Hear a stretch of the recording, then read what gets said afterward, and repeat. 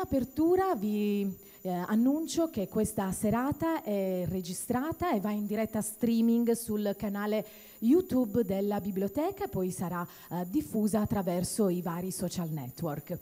Vogliamo iniziare questa serata importante dove protagonista sarà la cultura in parole e in musica attraverso le note di due artiste straordinarie. Franca Masu, la voce che abbraccia i mari, artista appassionata di Alghero, e la pianista jazz Shadei Mangiaracina, giovane e già pur affermata musicista siciliana, con un percorso che esalta non soltanto i brani originali in algherese, ma anche alcune fra le più belle e famose canzoni d'autore del mondo. Ascoltiamole.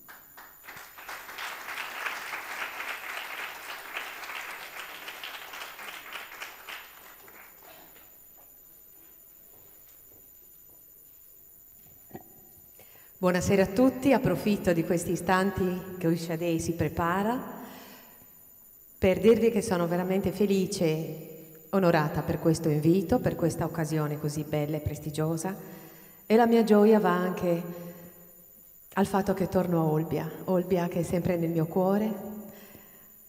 Amo con orgoglio dire che sono la nipote di Annetta Spano, che tanto è stata amata in questa città, l'usignolo di Sardegna, così come veniva chiamata.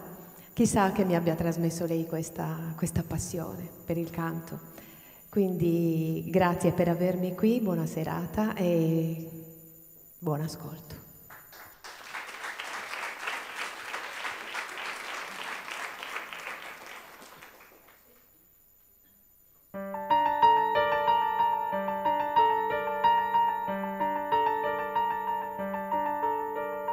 Diuen és un misteri sense lògica i sentit. Quan passen coses a la vida t'il·lusiones, desesperes, t'enamores, tornes a viure i no saps més deixar de somriure. Páginas obertas de una vida tan profunda, l'ànima somia i no s'olvida si eren llàgrimes, sospirs, desassosegos, forces mentides, sí, mentides que maten el cor. Canvia la cara i canvien els cabells i tanmateix bufa un aire que m'embrassola. Dona'm la mà, tu vola, la tua mar serà mia.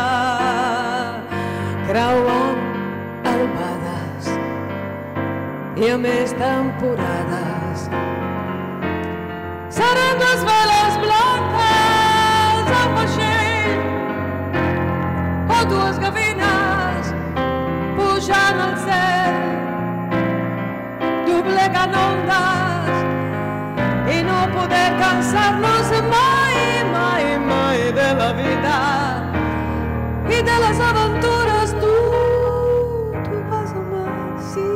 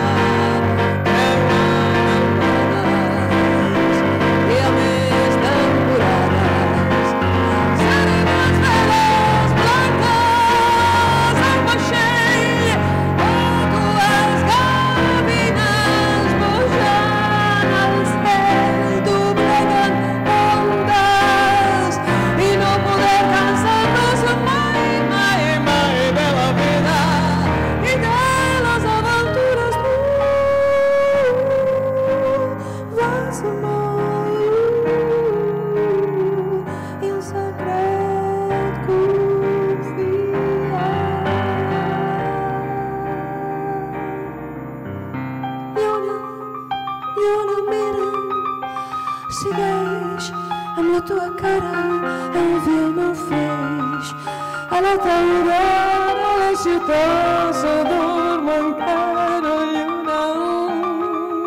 lluna tinguis memòria només tu cuidaràs la meva història només tu cuidaràs la meva història sí, només tu cuidaràs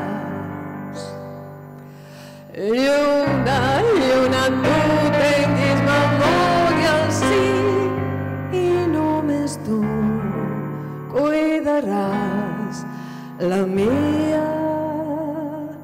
història.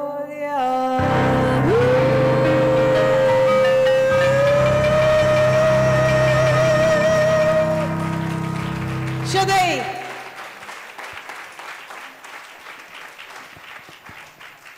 Grazie, davvero complimenti Franca Masu e Shadei Mangiaracina.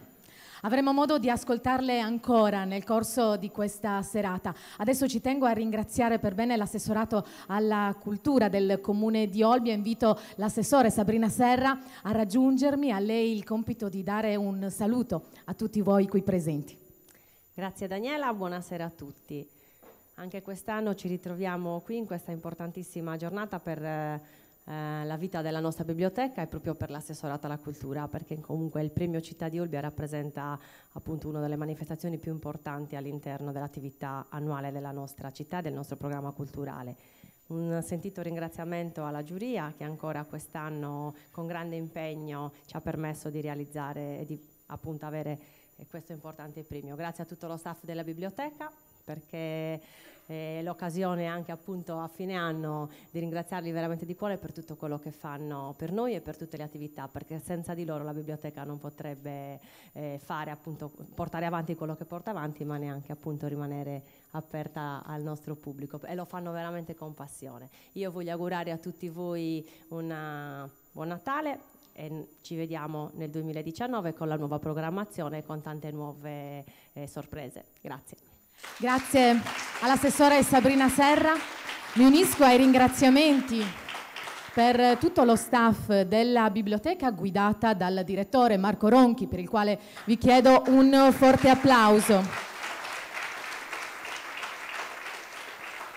Una biblioteca che da anni è diventata cuore pulsante della cultura a Olbia, con numeri e iniziative di risalto nazionale. Vi cito soltanto alcuni numeri. Le presenze in biblioteca sono state ad oggi oltre 27.000. Nel corso del 2018 ci sono state nuove iscrizioni per quasi 900 persone. Il totale iscritti adesso raggiunge la cifra di 13.700 persone.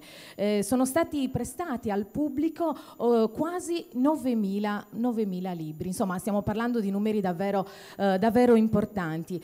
Naturalmente questa serata è organizzata in particolare dallo staff della biblioteca, ma nel corso dell'anno la biblioteca ha organizzato davvero iniziative importanti. Ve ne cito soltanto alcune: le 3 rassegne letterarie sul filo del discorso, giunta alla 6ª edizione, incontri d'autunno, sempre giunta alla 6ª edizione, primavera con gli autori alla 5ª edizione, per un totale di 27 serate tra presentazioni di libri, reading, spettacoli letterari e incontri con gli autori per circa 10.000 spettatori. Insomma, stiamo parlando davvero di numeri importanti, con ospiti d'eccezione. Ma la biblioteca ha fatto anche un lavoro importante con le scuole, con diversi laboratori che sono stati attivati con le scuole cittadine, in particolare con l'Istituto Panedda di Olbia e con il liceo artistico De André. Insomma, quindi un lavoro davvero importante.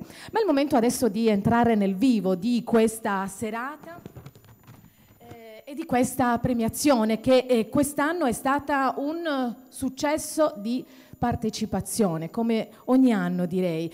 Sono stati proposti e presentati 147 opere per altrettanti scrittori da tutta Italia, con 15 racconti e le poesie finaliste nelle 4 sezioni: racconti brevi in italiano, poesie in gallurese e lugudorese, racconti brevi in gallurese e lugudorese e poi racconti junior. Iniziamo con presentare la giuria, perché senza di loro una premiazione non potrebbe esistere. E allora vi chiedo un forte applauso per il presidente della giuria, Francesco Pala.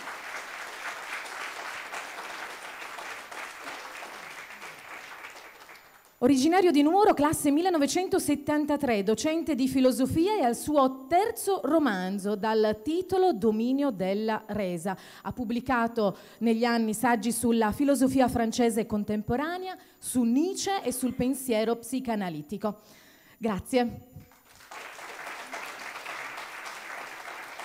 Con lui Maria Teresa Inzaina, originaria di Calangianus, ma olbiese d'adozione, insegnante di lettere, ora in pensione, e una poetessa pluripremiata in lingua gallurese e italiana. Grazie anche a lei.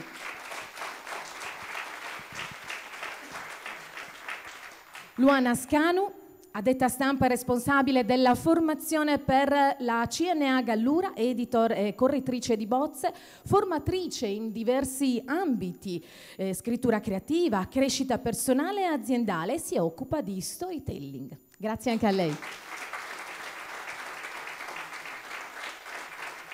E poi Quintino Mossa vive a Palau, laureato in pedagogia alla Cattolica di Milano, è stato docente e anche dirigente in Argentina. Di lui afferma che si interessa di cose sarde e il suo curriculum è davvero molto vasto e vanta numerose pubblicazioni su tutto ciò che caratterizza il nostro territorio, dagli stazi agli amori, ai giochi di strada, alle fiabe e ai racconti di paura. Grazie anche a lei. E ringraziamo, siamo sicuri che ci stia seguendo tramite il canale YouTube in streaming, anche Antonio Canalis, un altro componente della giuria, che questa sera non è qui con noi perché è rimasto vittima di un incidente, niente di grave, nei giorni scorsi, quindi non è potuto essere qui con noi. Allora, grazie giuria, il lavoro che voi avete svolto è stato davvero importante, avete lavorato, lo ricordo, nel più totale anonimato, perché hanno ricevuto le opere senza il nome dell'autore. Alle opere è stato attribuito un codice e soltanto questa sera sveleremo chi sono i vincitori. Prima di iniziare però chiediamo al Presidente, che invito a raggiungermi, un commento sui racconti che sono stati presentati. Iniziamo dalla prima sezione, racconti in italiano. Buonasera a tutti. Volevo innanzitutto fare anch'io i miei ringraziamenti all'amministrazione e volevo ringraziare anche la commissione con cui ho avuto modo di lavorare in un clima bello sul piano umano e bello anche sul piano professionale. Volevo fare delle considerazioni molto brevi, perché non voglio sottrarre tempo a chi attende di capire se è stato premiato o meno. Delle considerazioni relativamente ai testi che ci sono arrivati. Nessuno era non professionale, cioè traspariva dietro il lavoro di ciascuno una passione, una professionalità che mi ha fatto pensare che in tempi come quelli nei quali viviamo, dove tutto dura un attimo, dove ogni istante è effimero, ecco, l'atto della scrittura mantiene ancora la sua capacità di lavorare il tempo, di permanere nel tempo, di durare sia per chi scrive sia per chi legge. Cioè noi lettori, noi come commissione, abbiamo avuto la possibilità di entrare in questi cristalli di tempo elaborati da questi autori appassionati.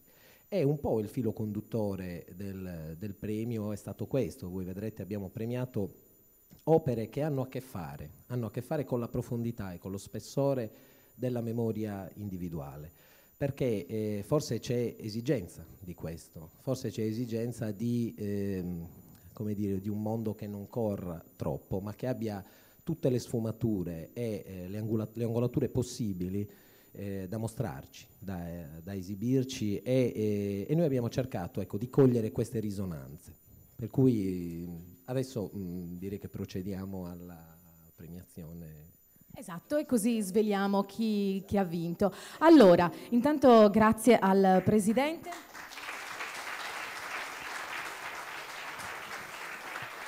Allora, ricordiamo chi sono i finalisti in ordine alfabetico: il Cassintegrato di Giovanni Battista Manca di Porto Torres, la Casa del Ritorno di Sara Galeotti proveniente da Roma, la Confraternita del Tempo Sospeso di Pier Giuseppe Branca proveniente da Sassari, l'ultimo lavoro del mondo di Luca Frediani, Carrara, mi chiamo Rodolfo, ho 5 anni di Rosario Vitale, Foggia.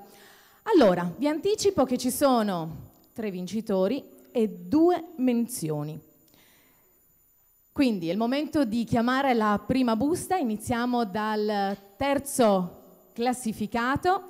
Un applauso anche ad Angelica che ci aiuta assieme a Giulia che conosceremo tra poco. Allora, Presidente, a lei il compito. Aspetta, no. No, questo è il secondo, il terzo. Questo lo conserviamo.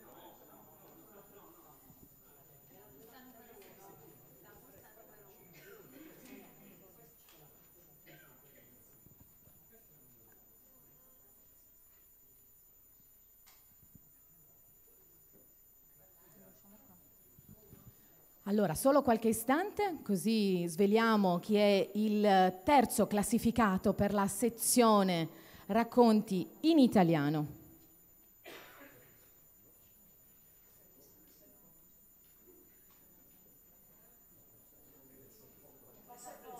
Sempre il secondo. Stiamo creando la suspense in questo modo, così vediamo un po' di capire chi sarà il vincitore tra tutti i finalisti. Già sappiamo che tutti coloro che hanno raggiunto la finale riceveranno in qualche modo o un premio o una menzione. Quindi per quanto riguarda i vincitori riceveranno sia una targa, ricordo, che è stata messa a disposizione dagli organizzatori, e in più il loro racconto verrà pubblicato nell'antologia, ma anche le persone che hanno ricevuto una menzione, insomma, finiranno nell'antologia della biblioteca e quindi rimarranno nella storia di questo concorso e di questo premio letterario. Non solo, i racconti vincitori verranno letti in parte, però, perché insomma la serata altrimenti si allungherebbe troppo. La giuria ha scelto alcune parti, quelle che ha ritenuto essere valide per essere raccontate, e quindi tra poco le ascolteremo dalla voce di un attore professionista e poi vi svelo di chi si tratta. Allora, siamo pronti, quindi terzo classificato, chiedo al... Stiamo premiando il terzo o il primo? Vediamo un attimo.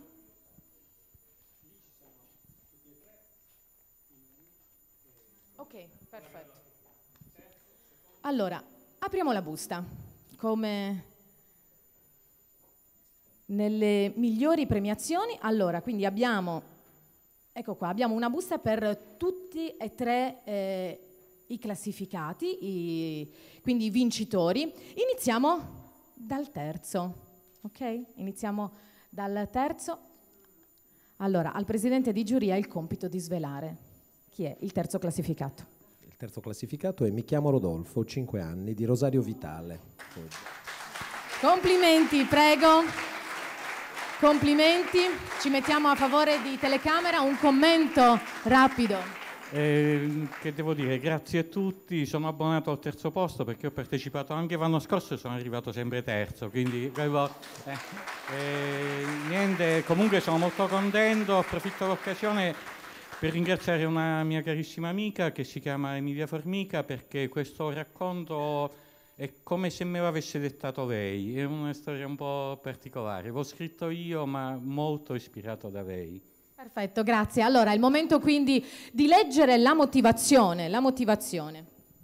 Allora, esistono, sparsi in ogni parte del grande mondo, piccoli angoli non visti in cui la vita si arrampica, debole e si fa largo. Il mondo di Rodolfo ed Elvira vive di niente, di treni fatti con file di sedie, di piccole scatole di latta, di insetti collezionati e temuti, di abbracci, di mani nelle mani, di racconti notturni e cuori che battono. Un mondo fragile, appeso alla soglia del giorno che arriva ed esposto al distacco e alla perdita, alle incomprensibili regole degli adulti. L'autore ci offre con grazia un frammento di vita, un attimo prima che il destino se lo porti via. Allora, complimenti. Premia Simonetta Padre, presidente della Commissione Cultura del Comune di Olbia. Ecco la targa che è stata preparata. Quindi ancora complimenti e per lei l'applauso della Biblioteca Simpliciana di Olbia.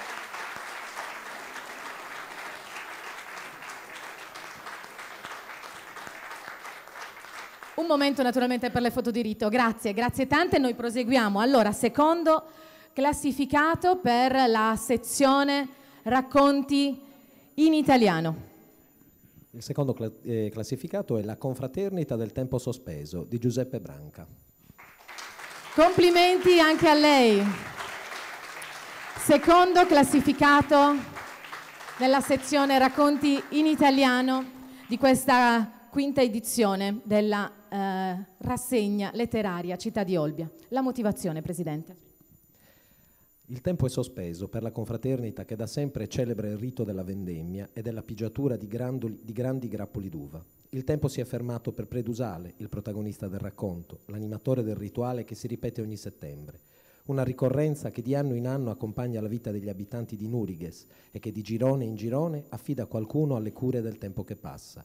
È toccato ad Antonimele, amico fraterno di Predu, morto per resistere da antifascista, morto lontano da Nurighes. È successo anche a Barone Rosso, lo spaventapasseri vestito con una giubba da aviatore e colmo di onorificenze appuntate al suo petto di paglia. Succederà alla confraternita sospesa sull'orlo del tempo dall'Eucaristia vegetale a cui l'autore, con penna sapiente, concede un ultimo giro d'addio. Complimenti. Allora, anche per lei la targa ricordo che porta Angelica e premia il direttore della biblioteca Marco Ronchi.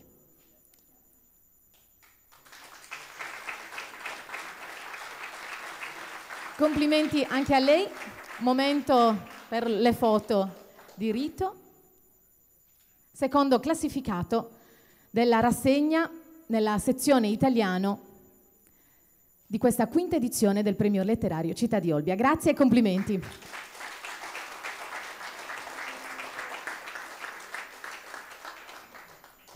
Allora, io direi, se siete d'accordo, di fermarci un attimo e di ascoltare i brani per così suscitare ancora di più la suspense, anche perché dobbiamo ascoltare questi brani che sono stati premiati fino adesso, quindi attendiamo di proclamare il vincitore. Nel frattempo invito il nostro lettore ufficiale, l'attore Claudio Laconi, al quale invito e invito anche voi di fare un forte applauso perché è davvero straordinario, lo ascolterete. Claudio Laconi è un attore professionista, diplomato al Dedalo Teatro di Milano ed è fondatore della scuola di recitazione I Senza Quinte. Allora, iniziamo con il terzo classificato. Mi chiamo Rodolfo, ho 5 anni. Ascoltiamo.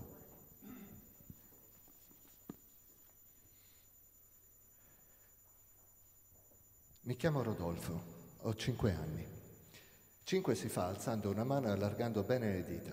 Qualche volta mi imbroglio e le alzo tutte e due, allora Ata mi dice no, così sono 10. Allora mi ricordo e ne abbasso una. Il 5 mi piace perché è più facile da fare del 4. I bambini più grandi mi sfottono sempre, dicono che ho un brutto nome, dicono che è brutto pure Elvira e poi dicono che io dico Vira, ma non è vero perché io lo so dire Elvira. Poi viene Ata e li fa stare zitti. Ata è la suora più brava e mi vuole bene, e vuole bene anche a Elvira, e anch'io gliene voglio bene a lei, eppure a Elvira. Ata dice che non è vero che ho un brutto nome, dice che Rodolfo è un personaggio dell'opera, dice che Rodolfo è un poeta, povero, così povero che qualche giorno non può nemmeno mangiare, però è contento lo stesso perché vuole bene a Mimì. Io ho detto che non sono povero perché mangio tutti i giorni e che voglio bene a lei e pure a Elvira. Vuol dire che sono più contento di quel Rodolfo lì. Allora Ata mi ha dato un bacio. Io prima non lo sapevo che cos'era l'opera, ma Ata me l'ha insegnato. È una storia con la musica e tanta gente che al posto di parlare canta. Non sapevo nemmeno che cos'era un poeta, ora lo so. Me l'ha insegnato sempre Ata. È un signore che scrive le poesie. Le poesie sono tante parole, però più belle. Io allora ho deciso che da grande voglio fare il poeta e quando l'ho detto a Ata mi ha dato un bacio. Ata mi dà sempre un bacio quando dico una cosa bella. Queste cose le sa pure Elvira, perché io e lei stiamo sempre insieme. Ha detto Ata che anche Elvira sta dentro a un'opera, però un'altra. Quella di Rodolfo si chiama Bohème, quella di Elvira invece si chiama Don Giovanni. Ata dice che Don Giovanni è cattivo e che alla fine va all'inferno, però Don Elvira è brava. Io non ho paura dell'inferno perché Ata mi ha detto che se faccio il bravo non ci vado. A me piace fare il bravo. Qualche volta Ata ci fa sentire l'opera col giradischi. A me e a Elvira piace sentire, però sono troppo lunghe, non finiscono mai. Allora poi ci scocciamo e andiamo a giocare al treno. È bello giocare al treno, è un gioco che ha inventato Elvira. Andiamo nel salone e mettiamo tutte le sedie in fila. Facciamo una fila lunga. Elvira si siede su una sedia a metà della fila. Io volevo sedermi avanti perché volevo guidare il treno, ma Elvira dice che i treni non si guidano, che camminano da soli. Io dico che non è vero, che non possono camminare da soli. Però poi dice che non vuole stare nel treno da sola. Allora facciamo che lo guidava un altro e io mi siedo vicino a lei. I bambini più grandi mi sfottono sempre perché gioco sempre con Elvira e perché ci teniamo per mano. Dicono che sono una femminuccia. Io non ho capito perché mi sfottono, perché è bellissimo giocare con Elvira e quando ci teniamo per mano mi sembra che sono più forte e più coraggioso e mi ha detto Elvira che anche a lei piace giocare con me e allora continuiamo a giocare insieme anche se i bambini grandi mi sfottono. Solo a me. A Elvira non lo sfotta nessuno. Meno male perché se no mi arrabbiavo. Ai bambini più grandi cascano i denti, però poi crescono. Ha detto Ata che cascheranno anche i nostri. Allora ho chiesto a Elvira se quando cascano i suoi poi me li regala e lei me l'ha promesso e ora mi serve una scatolina per conservarli. Devo chiederla per piacere a Ata, però lei poi mi chiede a cosa mi serve. Io non voglio dire che è per conservare i dentini di Elvira, però non so come fare per avere una scatolina e allora poi gliela chiedo. E se vuole sapere perché la voglio, glielo dico. Quando Elvira ride è bellissima e mi sembra che io invece sono brutto e mi batte forte il cuore. Però questa cosa non l'ho mai detta a nessuno. Ata ci racconta le storie e a noi ci piace ascoltare. Poi Elvira vuole che le racconto anch'io. Quando racconto le storie Elvira mi guarda e tiene la bocca un poco aperta e si vedono i dentini. A me piacciono tanto i dentini di Elvira. E perciò mi serve la scatolina. A Elvira non piacciono le storie di pistole e di spade, allora io non le racconto mai. Però piacciono le storie di mostri e fantasmi, ma quelle io non le so raccontare perché se guardo e vedo i mostri poi mi spavento e non so più parlare. Una volta ho raccontato una storia di treno. Era il treno che non si fermava mai, che un bambino e una bambina stavano nel treno e poi diventavano grandi e stavano sempre nel treno perché non si fermava mai. Però loro erano contenti perché vedevano tutto il mondo dal finestrino, pure gli elefanti e le tartarughe. A Elvira piacciono tanto le tartarughe, per quello l'ho detto. A Elvira questa storia è piaciuta assai e poi vuole che gliela racconto di nuovo. E allora io la racconto di nuovo e dico che vedono le balene e le tartarughe. Le tartarughe le dico sempre. Elvira dice che questa storia è bellissima perché non ci sono i signori che vogliono portarsi la bambina. Il signore e la signora quando vengono, gli apre il portone Ata e poi li accompagna e vogliono stare solo con Elvira. Io non sono contento, però Ata dice che devo fare il bravo e allora sto zitto. Nemmeno Elvira è contenta, perché se la vogliono portare e lei non vuole andare, però portano sempre tanti dolci e Elvira se li mangia e se li conserva pure per dopo. Quando i signori se ne vanno mi fa assaggiare i suoi dolci. Io dico che sono buonissimi, però non mi piace stare da sola. Eppure Elvira dice che non vuole stare con i signori e che non se ne vuole andare. Però Ata dice che dopo Elvira, se se ne va, è più contenta di adesso. Io non ci credo. Però Ata non dice mai le bugie, allora è vero. Però Elvira non se ne vuole andare e neanche io voglio che se ne va. Poi un giorno ho sentito Elvira che strillava e piangeva. Io volevo andare a vedere e non potevo, e allora mi sono messa a strillare pure io e una suora mi ha portato fuori al giardino per farmi calmare. E io volevo sapere perché Elvira piangeva, ma non me lo dicevano. Ma poi ho visto che uscivano dal portone il signore e la signora con Elvira in braccio che piangeva. E allora io non volevo piangere perché i maschi non piangono. Però non l'ho fatta apposta e ho pianto lo stesso. Mi ha detto Ata che ora Elvira è sicuramente più contenta. Io però non posso giocare più e non ho nemmeno la scatolina. Di notte, nel letto, quando i bambini grandi non mi vedono e nemmeno Ata, piango sempre. Ora non gioco più. Sto sempre seduto alla sedia che sta all'ingresso. Qualche volta Ata mi fa compagnia, ma poi ha da fare e se ne deve andare. Mi dice di andare con lei, ma io non ci vado. Resto a guardare il portone per vedere se torna Elvira, anche se lo so che non torna.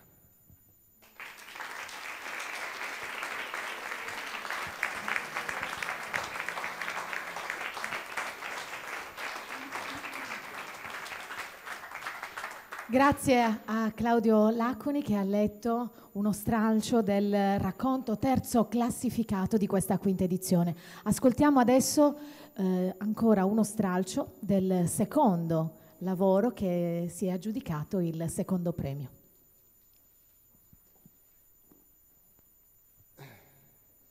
Il titolo era?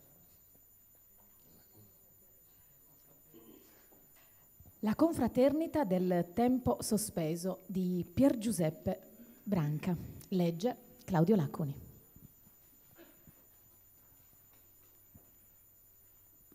Magico e sfolgorante. Settembre aveva concentrato quasi tutta la sua ultima settimana di luce e calore per addolcire le polpe dei frutti autunnali, con la preoccupazione che i bambini più impavidi e golosi lo potessero cogliere prematuramente.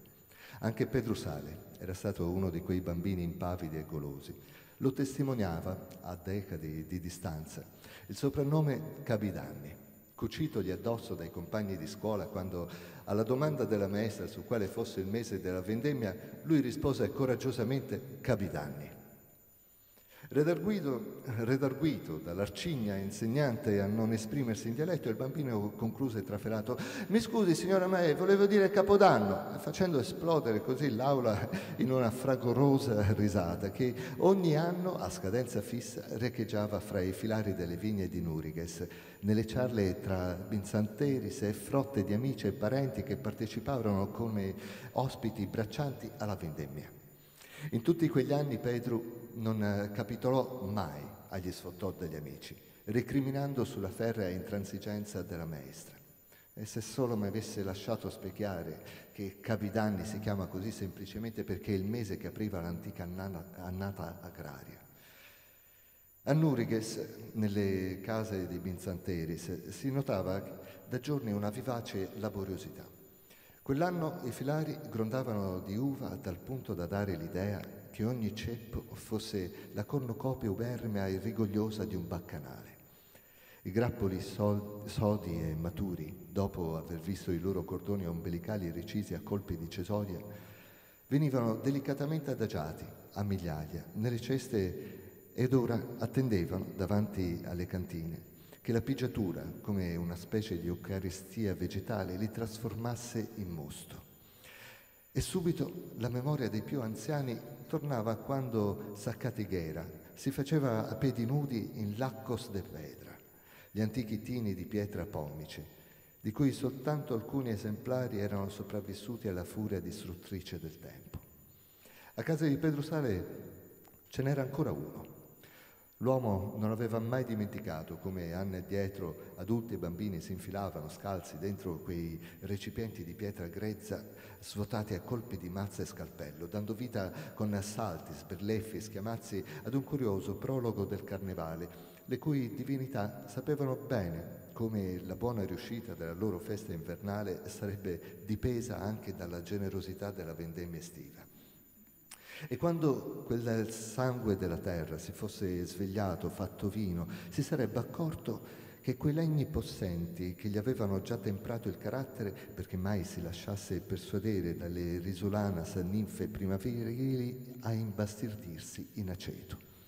Ma eravamo ancora tutti in braccio a Capidanni, come soleva dire Pedro Sale. Per lui quella parola non indicava più soltanto un mese qualsiasi dell'anno, ormai faceva parte del suo nome e forse ne era diventato l'elemento più significativo ed importante. Aveva accettato il suo paralumene come un vezzo, una dote, un pregio che aggiungeva carisma e simpatia alla sua personalità. Aveva maturato nel tempo verso quella parola, una specie di venerazione che lo portava inesorabilmente ogni fine agosto ad ammainare tutti i calendari di casa dal chiodo, cancellare la dicitura a settembre e scriverci sopra con lapis da muratore Capidanni. E anche se col passare degli anni quel rito lo esponeva a meditazioni sempre più malinconiche sul trascorrere inesorabile del tempo, ciò nonostante l'uomo continuava a celebrarlo, pur sapendo che quella pagina del calendario su cui apponeva la sua orgogliosa correzione sarebbe finita, come tutte le altre, nella cassetta accanto agli alari de Saziminea, tra le stoppie e la carta stropicciata per accendere il fuoco. Ma uno di quei calendari volle salvarlo comunque dalle facce acuminate e insaziabili del tempo. Lo teneva ancora appeso in cantina, vicino al tavolo degli attrezzi, aperto alla vendemmia del 1943. Vi si notavano le solite abrasioni censorie sulla parola settembre, poco sopra la consueta correzione in sardo. Nella stessa pagina una fotografia in bianco e nero con margini consunti mostrava Pedro Sale da giovane, immerso con i suoi amici fino ai lombi, nel mostro traboccante dal tino di pietra. Pedro è il primo da sinistra e a seguire la buonanima di Antoni Mele, a Viere Capo, l'ultima volta che tornò vivo in paese, in licenza premio. Negli anni a venire Pedro rimpensò spesso alla vendemmia del 43. Pedro Sale rammentava che Antoni gli si era avvicinato. Porgendogli da bere, gli aveva cinto la spalla con un braccio e avevano fatto 2 passi. Il crepuscolo aveva già campito l'orizzonte di marezze arancio scuro. «Guarda, Pe», disse Antoni, «le uniche luci che si possono vedere da qui, in questa notte senza luna, sono le finestre accese delle case in paese. Non sembrano tremuli barbagli di stelle morenti appena cadute dal cielo?» Da allora la domanda dell'amico era diventata un tormento e Pedro capì che grazie a quella domanda, a cui non era mai riuscito a dare risposta, aveva imparato a guardare le stelle con sos ojos de Antoni. Ma questo ricordo apparentemente elegiaco e nostalgico finì per insinuargli dubbi e interrogativi inquietanti sulla figura di Antoni e sul loro rapporto. Percepiva sempre più distintamente un senso di dispero per non aver mai saputo dimostrare quel coraggio che portò il suo compagno di giochi a lasciare Nurighes per arruolarsi in aeronautica. Talvolta in un incubo ricorrente sognava di essere un grappolo straordinariamente maturo e di condividere questa dimensione vegetale con Antoni, sotto il sole di un'estate luminosissima, alla fine della quale entrambi aspettavano, trepidanti, di essere vendemmiati e destinati alla sublime esperienza della trasformazione in mosto e in vino. Il grappolo Antoni si lasciò recidere il cordone ombelicale, separandosi allegramente dalla pianta madre, e apprezzò la delicatezza con cui 2 mani morbide, forse di ragazza, lo avevano delicatamente adagiato nella cesta di vimini. Il grappolo Pedro, attardatosi dietro alcuni grandi pampini, forse per nascondersi alle cesoie, rimase a guardare il suo cordone ombelicale che lo legava indissolubilmente al ceppo, sul quale si sarebbe seccato durante le fredde giornate invernali, destinato a vivere il resto dei suoi giorni in un tempo sospeso. Alla cantina di Pedro Sale si accedeva per una scaletta esterna che dalla strada portava ad un penetrale scavato nelle viscere della terra e sorretto da volte a botte che lo facevano somigliare ad una sacrestia. A distanza di lustri niente sembrava cambiato. Le botti continuavano a sembrare polifemi appisolati a pancia all'aria, vegliati da damigiane impagliate e soffiette alitanti a azzurrognolo e fluvi zolfo. Sembrava che in quella penombra Pedro si sentisse in sintonia con la stirpe dei suoi avi, come se avesse ereditato da essi quell'indole mentale che, ad eccezione di Antoni, abitava commente una maladia di tutti i suoi amici di sempre, che aveva ribattezzato scherzosamente la confraternita del tempo sospeso. Quando le finestrelle della sua cantina si illuminavano come stelle cadute dal cielo, Pedro e i suoi amici continuavano a farsi compagnia, cercando, giorno dopo giorno, di convincersi che il tempo che gli rimaneva, per quanto sospeso, valesse ancora la pena di essere vissuto. E così, anche quell'anno, ad onta dell'età, erano riusciti a vendemmiare. Gli sembrò per un attimo di essere tornati ragazzi e, accesi da una strana euforia, diedero vita a un'altra cattighera, forse l'ultima.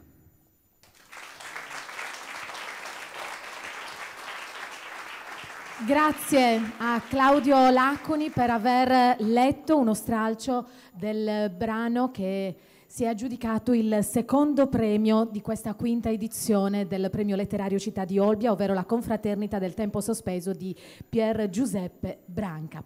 È il momento adesso di svelare chi si aggiudica il primo premio di questa sezione Racconti brevi in italiano, quindi l'attesa è conclusa. Il presidente di giuria mi ha raggiunto, a lui il compito di svelare il vincitore. Quindi, primo classificato, Racconti brevi in italiano di questa quinta edizione qui a Olbia. La casa del ritorno di Sara Galeotti. Complimenti, complimenti davvero a Sara Galeotti. Un commento a caldo. Allora, posso confermare che la giuria del premio Olbia è incorruttibile. Io è da questa mattina alle 9 che faccio la lagna cercando di giocare il fattore pietà, perché sono arrivata con il traghetto delle 6:30, mi sono accampata nella biblioteca e ho rotto le scatole a chiunque per saperlo e non me l'hanno detto, quindi lo scopro adesso, quindi potete giurare, è un premio molto serio perché io non lo sapevo. Complimenti, complimenti. Allora, la motivazione con la quale la giuria ha stabilito che il suo lavoro è il migliore per quanto riguarda tutti quelli proposti nella sezione Racconti brevi in italiano. Allora, una casa di mare che ondeggia al ritmo delicato e impetuoso dei venti e delle maree, una bambina che si muove ignara in stanze con intonaci fratturati per l'umidità e oggetti in libera uscita da bauli che li attendono per un nuovo lungo sonno autunnale. Una donna che avverte il silenzioso mistero custodito dai 1000 angoli di una casa, pronti a farsi ricordo e a suscitare la vertigine di un passato che cerca di tornare. Un circuito invisibile di vecchie familiarità sopite alla ricerca di un'incarnazione in profumi, suoni e colori.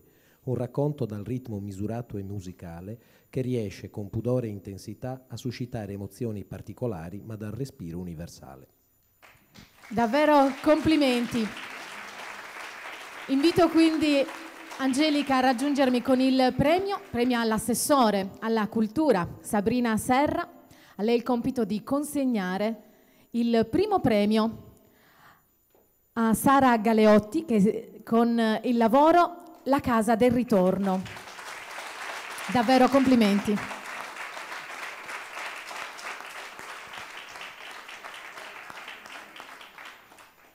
Complimenti davvero.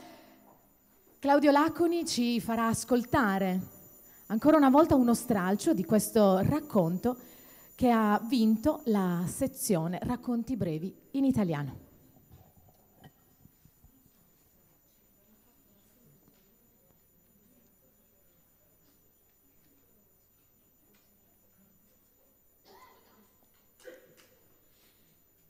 Leontina non abbandona l'acqua. Inginocchiata tra i sassi rimesta il fondo melmoso con la concentrazione che possiedi solo da bambino, quando le stanze della memoria sono sgombre e lo stupore infinito. Mi somiglia. Alla sua età anch'io domandavo alle onde di proteggermi da un inevitabile addio. Domani chiuderemo la casa. Come ogni estate riporrò sacchetti di lavanda nei cassetti, piegherò teli ruvidi e tovaglie tarlate, velerò di un sudario polveroso i ricordi di almeno 3 generazioni. Questo è davvero l'ultimo anno, lo diceva mia madre, sfinita dal trasloco stagionale, lo ripeto io. Eppure torniamo con un accanimento da rondini. L'appartenenza dei luoghi è un'illusione. Sono loro che ci infestano e ci possiedono, mai il contrario. La casa affaccia un solo occhio sul mare. Da lì, un'estate dei primi anni 60, nonna Lina vide affogare il nipote. Il racconto anno dopo anno s'arricchiva di dettagli utili a insegnarmi la paura e la disobbedienza. Totò aveva 7, 8, 10 anni quando era svenito oltre gli scogli. Sottratto al tempo di tutti, cresceva nel mio, guadagnando l'immortalità delle creature letterarie. Lo immaginavo con gli occhi rossi, le alghe nei capelli, il costume zavorrato di sabbia, le labbra blu, le dita cotte e morte. La mamma intanto si sgolava dalla riva, vedendomi cercare l'onda più alta, pronta a farmi sbattere come un polpo nel blu. Era un richiamo più forte della corrente. Scivolare sulla schiuma, rotolare fra i sassi del fondo smosso, soffocare e poi risorgere in un prato verde. A casa facciamo i conti, prometteva. Ma là c'erano altre voci e 1000 stanze in cui nascondersi, ciascuna con una storia e il fantasma di un'emozione. L'autentica potenza della casa, trattenuta a stento da tramezzi tirati su alla buona, è quasi invisibile all'esterno. Discosta dal porticciolo, sale infatti per l'erta di San Rocco, più simile a una fessura a metà di un vicolo stretto che a un palazzo. L'intonaco, consumato dalla salsedine, è ora di un rosino stinto, dimesso quanto doveva essere prepotente il rosso vermiglio delle origini. La camera grande guarda il mare. Qui, attorno a un tavolone di quercia, si riunivano i figli di Tore nelle sere di tempesta, quando le barche restavano in secca, a tremare sotto le cerate. Bevevano e fumavano in silenzio, le orecchie tese al ruggito della bestia che li nutriva e li ammazzava. Il primo ad andarsene fu Mario, il più giovane, poi toccò a quello di mezzo, Luigi. Nonna Lina diceva proprio così, se n'è andato, senza mai chiarire se parlasse di morte o di valigia. Ai suoi occhi, del resto, non c'era nessuna differenza tra la nebbia del nord e la bocca d'averno. Il vicolo odora di muffa persino ad agosto. Per vincere il lezzo dovresti usare litri di varechina, ma io, per pigrizia, per affetto, ho sempre preferito immaginare fosse il respiro dei nostri ricordi. La coppia di milanesi che abbiamo avuto per vicini nelle ultime 5 estati ha invece reso le armi a un triste Vendesi, campeggia ora dove un tempo s'affacciava lei, bionda e un po' selvaggia, la sigaretta sempre incollata alle labbra. Troppo scomoda, troppo buia, troppo costosa da mantenere. E così ha liquidato la casa, che s'appoggia alla nostra come una sorella minore. Spesso mi dico che dovremmo imitarli, anziché combattere tentacolari, invincibili nemici. L'umidità, per esempio, che negli anni si è fatta strada attraverso l'intonaco, un rivestimento vivo che affievolisce i suoni e pare quasi muoversi nello sforzo di assorbire ogni centimetro dei pannelli. In cucina è fiorita un'enorme macchia a forma di cuore. Era la stanza di mia madre una volta e prima ancora dello sfortunato Totò. Mi disse d'averlo incontrato una notte di luna piena e lo specchio riverberava il ghigno verdastro con cui si era strappato ai frutti. L'ultimo piano è rimasto vuoto, orfano prima dei suoi occupanti, poi dei loro fantasmi. Non c'è notte, né ombra, né uno spazio in cui possano rifugiarsi e nascondersi. Non avrebbero bisogno comunque. Questo è anche il loro nido. Dal punto in cui se ne sta Leontina, la casa tace. Il rumore degli armadi frugati, delle cerniere strattonate con impazienza, delle serrature mai oliate non può offenderla. Bambina anch'io ascoltavo il mare per dimenticare porte che non sarebbero più state aperte, il peso di silenzi nuovi e antichi al contempo. Accade ogni anno un lutto. Per 1 o 2 mesi la casa torna a vivere. Sui davanzali compaiono i gerani, una tenda di mussolina vela l'orbita verde spalancata sul mare. Il battente di destra appende e andrebbe riparato, ma chi ne ha voglia? Da un lato all'altro del vicolo su cui affacciano le camere corre il filo della biancheria. Costumi gocciolanti, la floscia medusa di una tunica di lino, ciabatte usurate, troppo comode per essere sostituite. Da qualche parte tra il bagno e la soffitta mio marito lamenta il disordine perenne di un luogo che il tempo ha inzeppato di scarti, resti malinconici delle vite di tutti i suoi occupanti, cose che nessuno usa e vuole, ma alle quali non puoi rinunciare senza sentirti amputato. Brandelli di noi che hanno trasformato la casa nel magazzino di famiglia, una babele di attrezzature sportive e giocattoli e abiti smessi. Che faccio, lo butto? Affacciato alla finestra agita un orso di pezza. È una domanda retorica, lo sa per primo. Il relitto tornerà nel baule dal quale è stato pescato, pronto per essere riscoperto il prossimo anno e quello dopo ancora e ancora e ancora e ancora. Finché non arriverà l'ultimo giorno e il clank di un lucchetto annuncerà l'ennesima tumulazione. Andiamo? Leontina mi stringe la mano. Il vento le ha sciolto i capelli e non se ne cura. Il suo sguardo remoto cerca il mare. Forse si domanda come sarebbe vivere qui, alla fine del mondo, dove il rumore delle onde stordisce, le stelle sono tanto vicine da darti l'impressione che sì, potrebbero persino caderti in testa. Oppure si domanda quanto duri un anno senza sale e senza sole, se il calendario non sia solo la menzogna di un deluso. Hai ragione, è proprio ora di tornare a casa. Domani ripiegherò le tende, domani riparerò la finestra, domani saluteremo i gabbiani e poi, come le rondini, torneremo.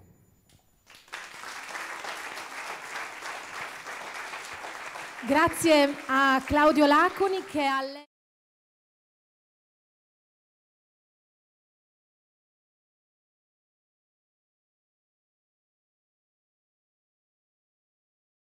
a tutti voi la sera della premiazione. Quindi grazie a Claudio Laconi e ancora complimenti a tutti quanti. È il momento però di restare ancora in questa sezione perché anche gli altri 2 finalisti hanno ricevuto una menzione e quindi Presidente Francesco Pala la invito a raggiungermi ancora perché è il momento di dare un attestato di partecipazione anche agli altri 2 finalisti. Quindi invitiamo ad inviarci la busta e così possiamo consegnare anche gli attestati. Allora, la busta, per essere corretti, i nomi ormai sono facilmente intuibili, no? Visto che 3 li abbiamo erano 5 finalisti, 3 li abbiamo premiati, ne restano 2. Entrambi sono stati meritevoli di menzione da parte vostra. L'ultimo lavoro del mondo di Luca Frediani. Non so se sia qua. Non c'è, quindi lo salutiamo via streaming a Carrara, quindi noi gli facciamo i complimenti e lo salutiamo. E poi il Casintegrato di Giovanni Battista Manca. Che è qui, quindi complimenti.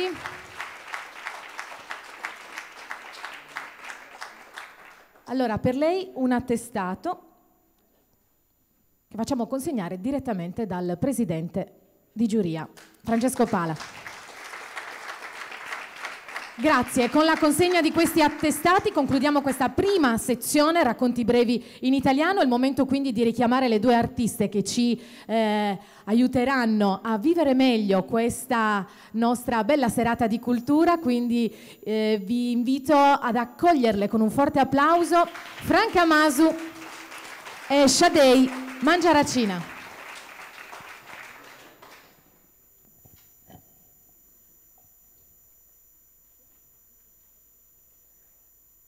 No, non mi dire?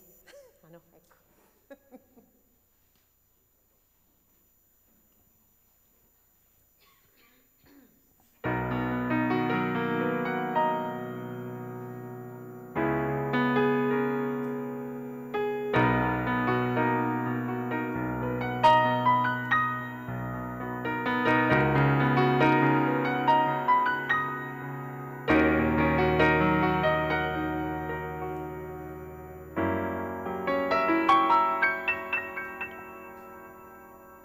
C'è gente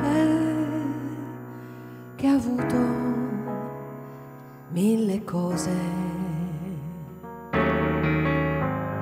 tutto il bene, tutto il male del mondo. Io ho avuto solo te e non ti perderò, non ti lascerò per cercare nuove avventure. C'è gente che ama 1000 cose e si perde per le strade del mondo. Io che amo solo te, non ti perderò e ti regalerò quel che resta della mia gioventù.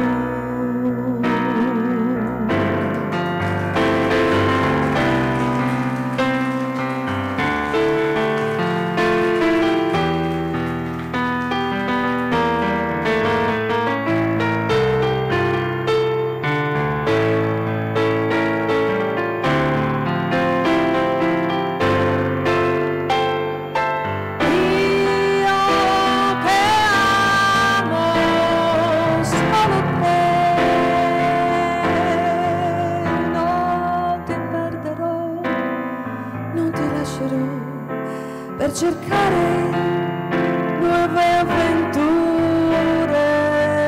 C'è gente che ama 1000 cose e si perde per le strade del mondo.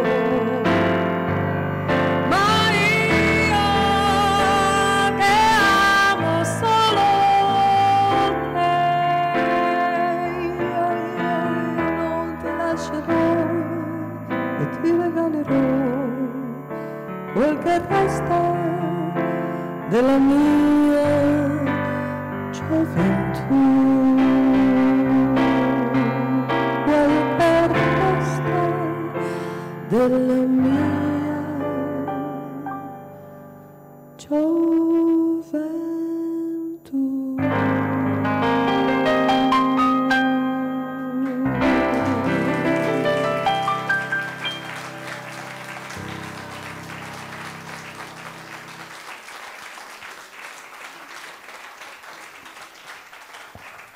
Straordinarie, non ci sono davvero parole, che grande emozione. Grazie Franca Masu e Shadei Mangiaracina, davvero complimenti. Le rincontreremo ancora nel corso di questa nostra serata. È il momento adesso di cambiare sezione e ci occupiamo della sezione poesia in gallurese e logudorese. Vi ricordo chi sono i finalisti. Atturradu di Pietro De Logu, Fradigheddos de Messico di Sebastiano Eliano Cau, Saccabadora di Francesca Maria Edvige Pes, Tempus Furore di Andrea Meleddu. Allora, vi annuncio che ci sono 2 vincitori e 2 menzioni speciali. E adesso sveleremo chi sono coloro che insomma si sono aggiudicati questi premi, non prima di sentire un commento generale su questa sezione che chiediamo ad un componente straordinario della giuria. E allora, Maria Teresa Inzaina, che invito a raggiungermi. Mi avvicino io. Diciamo che la sezione poesie è sempre meno nutrita di quella dei racconti in italiano e ci augureremo per il futuro una maggiore partecipazione. Non so perché, sembra che gli autori nostri abbiano paura di partecipare. Non siamo cattivi, siamo molto coscienziosi, anzi, e lavoriamo con molta serietà, con grande serietà, non sappiamo di chi sono, leggiamo e basta. Quindi c'è una certa reticenza a partecipare, forse perché famoso nessuno è profeta in casa sua, io questo non lo so, però ci vorrebbe veramente una maggiore partecipazione. Diciamo che delle poesie che hanno partecipato, io che sono gallurese, ho sentito molto la mancanza delle poesie in gallurese. È vero che siamo una piccola realtà nel contesto sardo e diciamo che numericamente non gioca a nostro favore il rapporto fra il resto della Sardegna e la Gallura. Però ci sono belle voci che meriterebbero di partecipare e sicuramente sarebbero valorizzate. Per quanto riguarda la mancanza di un terzo premio, la giuria non ha ritenuto di doverlo assegnare, per cui ci siamo fermati al primo e al secondo. Questo anche per dirvi che i premi non li diamo a caso, che comunque ci facciamo l'esame di coscienza prima noi e ci mettiamo anche nei panni degli autori, però poi dobbiamo comunque valutare e esprimere un giudizio. Ci dispiace, però non abbiamo trovato il consenso per trovare il terzo premio. Abbiamo comunque trovato 2 menzioni d'onore che comunque hanno il loro valore. Ripeto, ci sono 2 belle poesie che hanno avuto i premi, adesso la busta vi rivelerà i loro nomi. Ripeto, ci aspettiamo per il futuro che questa sezione trovi maggiore consenso e maggiore partecipazione. Ci sono molti bravi poeti in Sardegna, noi li aspettiamo tutti. Grazie a Maria Teresa Inzaina. Allora, portiamo la busta così possiamo svelare chi sono i vincitori. Grazie a Giulia.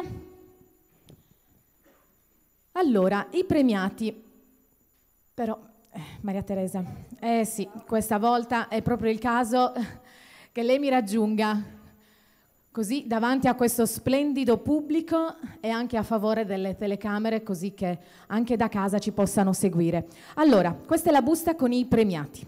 A lei il compito.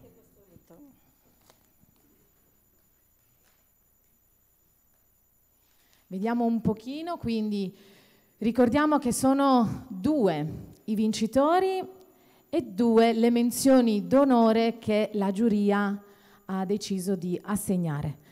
Iniziamo dal secondo e ci fermiamo, poi lo invitiamo a raggiungerci qua e lo premiamo e poi gli chiediamo di leggere la poesia, anche la motivazione naturalmente. Prima sapere chi è. Allora, secondo classificato, Tempus Furone di Andrea Meleddu, Sorgono. Allora, complimenti, Tempus Furore. Allora, intanto complimenti. Allora, la motivazione. Allora, la motivazione è questa. Ha trattato un tema che io dico è molto caro ai poeti, il tempo che passa inesorabile, l'impossibilità di fermarne o riviverne anche un solo attimo. Il rischio qual è? È quello di ripetere cose già dette e di cadere in luoghi comuni. Il poeta invece, in questo caso, ha saputo organizzare in versi ben strutturati, alternando quartine e ottave armoniche, ha saputo portare avanti immagini originali e delicate, molto efficaci, il suo dialogo con quello che, muto e implacabile, trascina via tra momenti belli e brutti la nostra vita e ogni cosa che ci è cara. Presi dalla frenesia del vivere quasi non ce ne accorgiamo, lo trattiamo con noncuranza o lo sprechiamo. È troppo tardi, arriva il rimpianto di non averne fatto buon uso e di non averlo saputo assaporare al meglio. Ma il tempo trascorso, anche se non torna indietro, ci appartiene e si deve guardare adesso con serena accettazione come esperienza preziosa che ci insegna a capire, seppur con dolore, gli errori commessi e ad apprezzarne il vero valore in ogni istante. Una piccola cosa, non ho potuto da gallurese non farmi venire in mente Don Baigno, perché non torri di tempo passato, perché non torri di tempo perduto. Grazie, un commento rapidissimo. Grazie di questo onore, la seconda volta che mi capita di essere premiato a Olbia, è sempre una cosa bella e un onore grande. Grazie, torno grazie alla giuria e buone feste e buona Pasqua Natale a tutti. Grazie, allora è il momento quindi di premiarlo. Secondo, Simonetta Padre consegna la targa ricordo preparata dagli organizzatori. Ecco qua. Allora, ecco il momento solenne. Un sorriso per la stampa e per chi ci guarda da casa. Quindi secondo classificato della sezione Poesia in logudorese e gallurese. Grazie a Simonetta Padre, presidente della Commissione Cultura del Comune di Olbia. Può leggere la poesia, siamo curiosi di ascoltarla, quindi a lei il compito di interpretarla e di farcela ascoltare. Prego.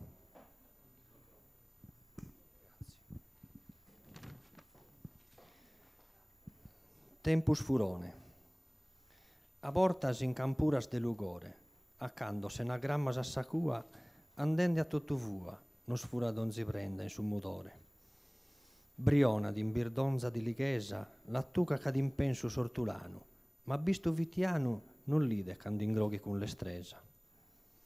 E tue, canta vorta ma smustrado, se n'ammuschire mannu su disbatto, su goro in disaccatto carpidu, da sallanta sturmentato. Ma Deo, impressido de continu, non t'ha podato mannu contivizzu, e frores infastizzu, fino all'izende in tancas de susinu. O tempus fa che prou, su nessi gustaia non bappa sa mezzana bramosia, non fuas da enou, e lassa l'incostou, sa nodi da precisa tirannia, ma fa che s'arressada, ti tucche da s'imbesse e s'impunnada. Ammustra sa tramposa e la scinosi scutta, quando s'avrimu vozza terra e rutta, de gusta vrisca rosa, chi gomma timmerosa, sinnado d'orriolo gusta mutta, proganti intreghe dolu, prende ronzi varta da consolo. Ma gommo gusta vrua, c'una pittula ammiro, non m'appenti in disaogo, ad attorrare in fogo, sa pampa perseguita da sovritto. Grazie. Andrea Meleddu, secondo classificato sezione Poesia gallurese e logudorese, ci ha letto la sua opera Tempus furone.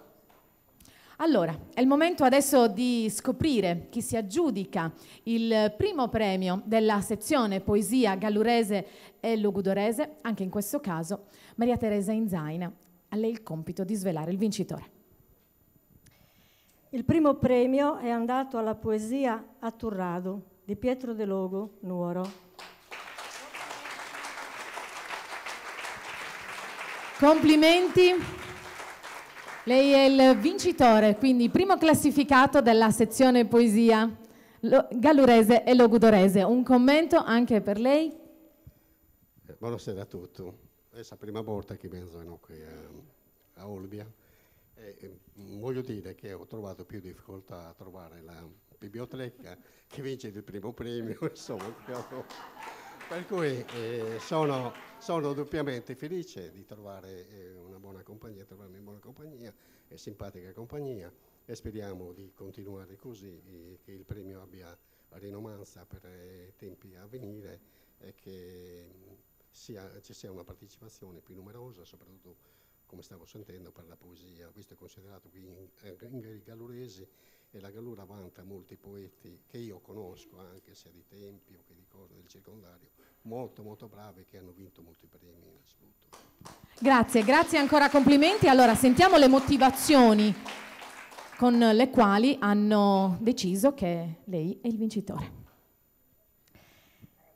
È il canto dolente di un uomo che, nella speranza di una vita che credeva più sicura e meno esposta ai capricci della natura e alle asprezze di una terra spesso avara, ha finito per smarrire se stesso, la propria identità e il profondo legame con le radici, fino a sentirsi quasi un OGM, un organismo geneticamente modificato, come si definisce nella poesia. Ottana, e ho detto tutto, era il miraggio. Ottane e le sue ciminiere spente, Sasturres, come le chiama il poeta, che hanno cambiato uomini, modificato il paesaggio, alterato equilibri, sono invece la dura realtà da cui bisogna riprendersi e ripartire. Ma il poeta si sente come un uccello smarrito, si guarda intorno e non trova più le tracce dei suoi passi di un tempo, sente estranei persino gli accenti della sua lingua materna. Nulla è più come prima, né il cielo che sembra guardarlo pietoso, né la terra, ma c'è ancora, nel forte desiderio di tornare a bere l'acqua della fonte sacra nuragica di Sutempiesu, la speranza di una rinascita, in un rito di purificazione come un nuovo battesimo. I versi, sempre armoniosi e ben controllati, si muovono tra durezze, a tratti quasi onomatopeiche e delicate sequenze di strofe in sintonia con gli stati d'animo e i paesaggi della memoria evocati. Davvero complimenti. Allora, è il momento quindi di premiarla. Prima di tutto, quindi Giulia ci porta la targa e premia l'assessore alla cultura del Comune di Olbia, Sabrina Serra.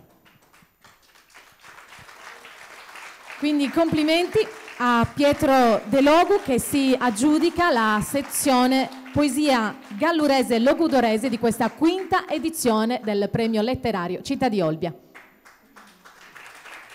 È il momento quindi di ascoltare la poesia vincitrice.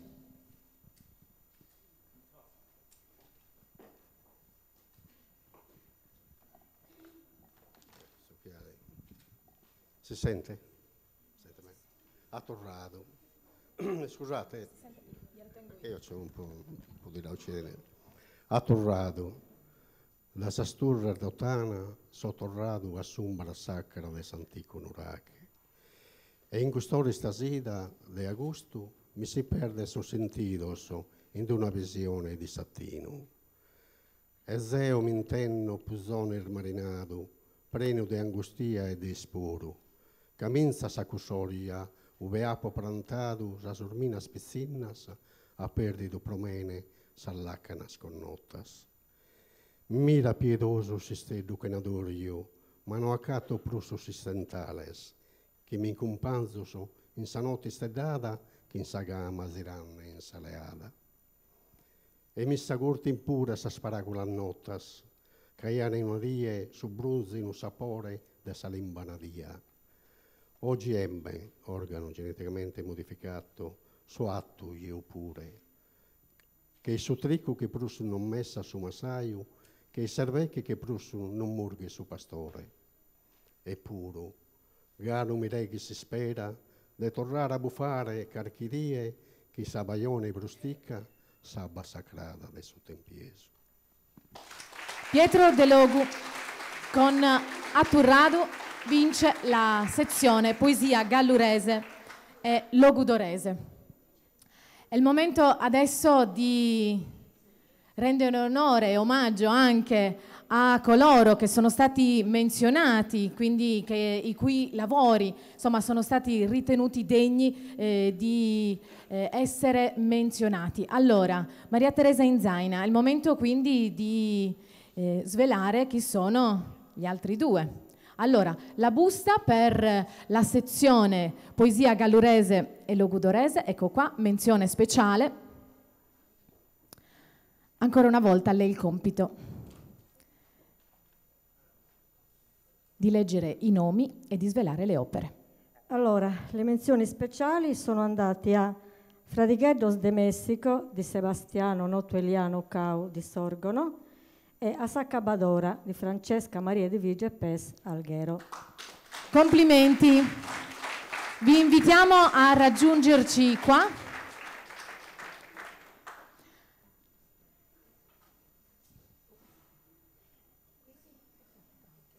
Allora, abbiamo anche per voi gli attestati Eccoli qua. Allora, chi consegna gli attestati? Maria Teresa. Allora, eccoli qua, anche per voi gli attestati e i complimenti da parte della giuria e da parte di tutti noi. Naturalmente siamo curiosi di ascoltare le vostre poesie, quindi è il momento di leggere quelli che sono i vostri lavori. Allora, iniziamo. Quindi ascoltiamo Sacabadora di Francesca Maria Edvige Pes.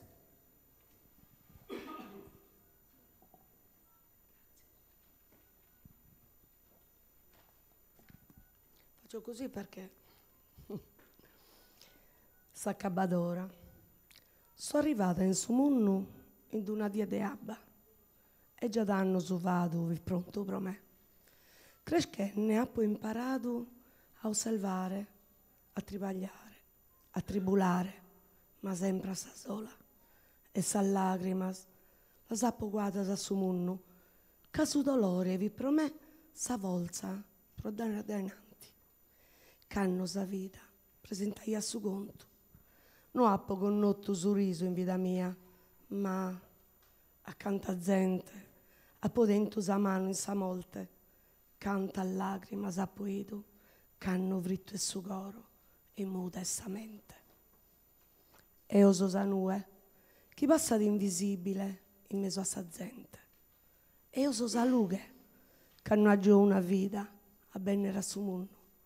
E oso si scuro, canno, con piedade, accumpanzo in sa molte, che me l'ha soffrito. E oso Sacabadora. Francesca Maria Edvige Pes con Sacabadora. Menzione speciale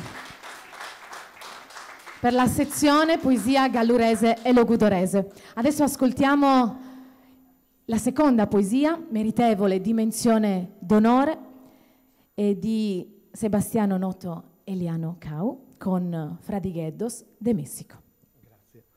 Grazie.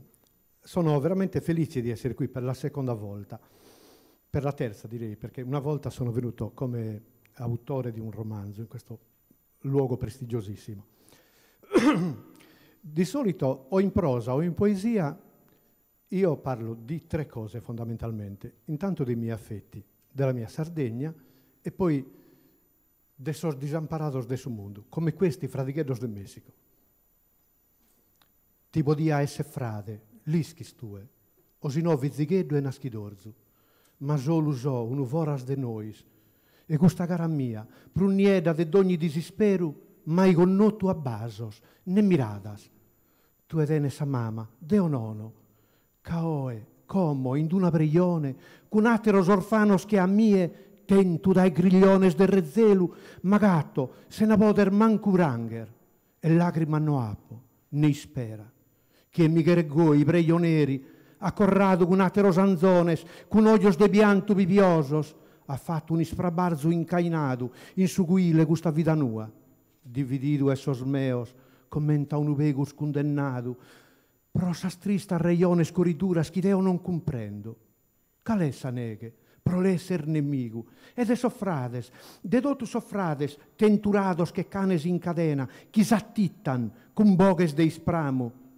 Noisco, me misterio buioso, commente buioso mi estisse, su mere de su mundo, mere malo, queria dignidade, queria liberdade, sas mias, e de donzi agarrale, ma sono in siscusorzu de un re, con su coro astrorado. Grazie. Sebastiano Noto Eliano Cau con Fradiguedos de Messico. Menzione speciale in questa sezione poesia gallurese e logudorese. E con la lettura delle ultime due menzioni concludiamo anche questa sezione di poesia gallurese e logudorese. Prima di andare avanti con i racconti brevi in gallurese e logudorese, ascoltiamo ancora una volta le splendide Franca Masu e Shadei Mangiaracina.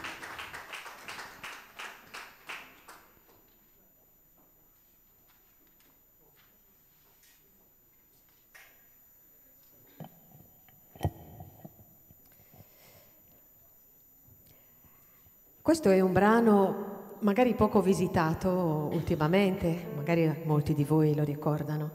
Un brano che ho scoperto da poco, un brano di Bruno Lauzi, bellissimo, che si trova anche nel film La grande bellezza. Il brano si intitola Ti ruberò.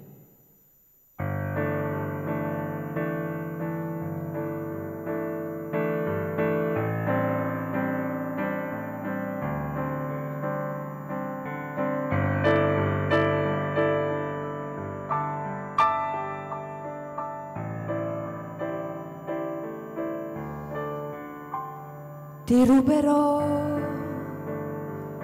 a tutti quelli che ti tengono lontano da me. Ti porterò con la mia nave verso terre sconosciute per te. Conoscerai la libertà d'amare che non ti hanno dato mai. Ti ruberò, vedrai, ci riuscirò, amore mio, se tu lo vuoi.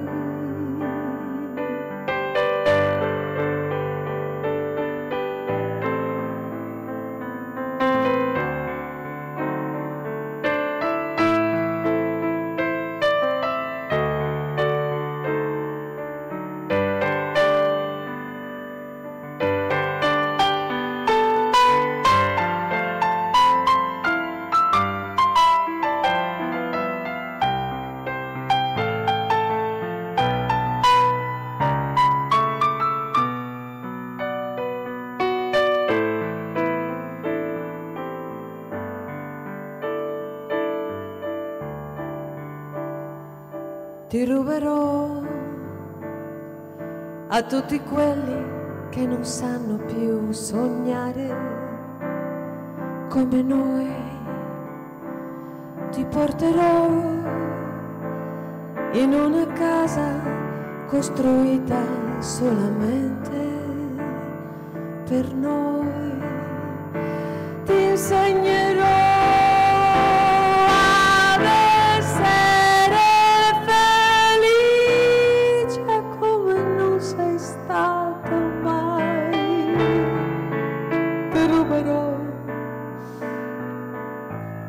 vedrai, ci riuscirò, amore mio, se tu lo vuoi.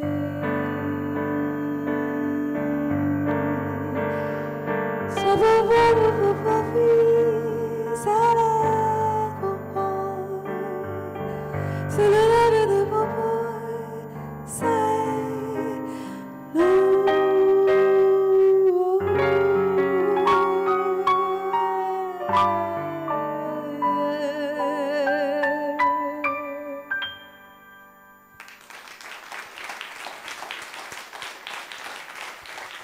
Grazie, e davvero complimenti. Franca Masu e Shadei Mangiaracina, complimenti davvero e grazie per questi momenti. Allora, noi proseguiamo questa nostra serata e questa nostra premiazione con la sezione Racconti brevi in gallurese e in logudorese. Allora, vi ricordo quelli che sono i finalisti in ordine alfabetico. Demo Kirkat Domo di Gonario, carta brocca. Disizzos de Babbu di Antonio Brundu, Maristella di Maria Antonietta Pirrigheddu, Serenidade di Sandro Biccai. La giuria ha deciso che per questa sezione ci sono 3 vincitori e una menzione d'onore. Allora, inviterei a raggiungermi qua Quintino Mossa, a lui il compito di dare di darci un commento, di spiegarci come sono stati i racconti presentati in questa sezione. Quindi una panoramica generale su tutti i lavori che sono stati inviati al vaglio della giuria di questa quinta edizione del premio letterario Città di Olbia. Sì. Ma io dirò solo una cosa semplicissima. I racconti, alcuni, sono stati brillanti, mi sembra di poter usare questo aggettivo. Tra l'altro, siccome sia la motivazione, sia la lettura di una sintesi era compito di Canalis, che appunto non ha potuto essere qui a causa di un incidente, farò un po' io tutte sosterrò i diversi ruoli di lettore delle motivazioni e leggerò qualche frase anche per dare un po' il senso dello spirito in cui sono state scritte. Non una sintesi, è giusto qualche frase. Va bene, allora è il momento quindi di svelare chi sono i vincitori di questa sezione Racconti brevi in gallurese e in logudorese. La busta che ci consegna Angelica. Grazie Angelica. Allora, a lei il compito, Quintino Mossa, di aprire la busta e svelare, come sempre, quelli che sono i vincitori. Iniziamo dal terzo classificato e vediamo un pochino chi è. Siete emozionati? Almeno i finalisti, sicuramente, immagino. Allora, vediamo un po'. Ecco qua, siamo pronti. Allora, sveliamo soltanto il terzo classificato. È Serenidade di Sandro Biccai Sindia. Complimenti. Complimenti. Terzo classificato della sezione Racconti brevi in gallurese e in logudorese. È il momento di ascoltare la motivazione. Bene. Allora, racconto vivace con prologo dialettico dai colori neorealistici. Si sviluppa mostrando che una personalità apparentemente dura di cuore e insensibile di fronte alle debolezze umane nell'applicare le leggi nelle forme più severe, in realtà nel momento esiziale della verità si scopre ricca di umanità, fino a mostrare una grande sensibilità nello spendersi a dare disposizioni perché quello che ha costruito di sostanza e di cultura sia di aiuto per il prossimo. Un invito a guardare nel profondo del cuore degli uomini e a non rimanere alle apparenze. Allora, complimenti, questa è la motivazione preparata dalla giuria per il suo lavoro. Lo premiamo, quindi anche per lei è stata predisposta una targa per ricordare questo momento. Facciamo premiare dal...